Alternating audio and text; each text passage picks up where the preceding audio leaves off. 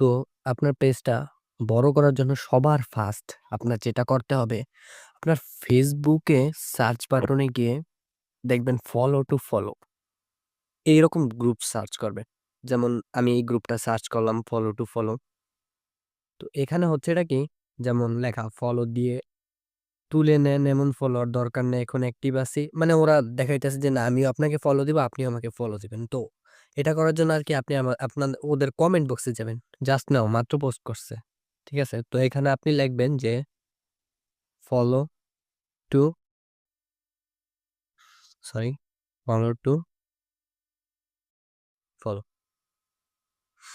Post করে দিছেন। আমার ওই সময় ফলোয়ার্স কয়টা ছিল দেখে নিই। প্রুফ দেখাবো আজকে। ৫১ টা ফলোয়ার্স। তো আমি আবার যাইতেছি। এই যে এখানে আমি আরেকটা পোস্ট করলাম। কমেন্ট করলাম ফলো টু ফলো। আরো করার পর ফলো টু ফলো।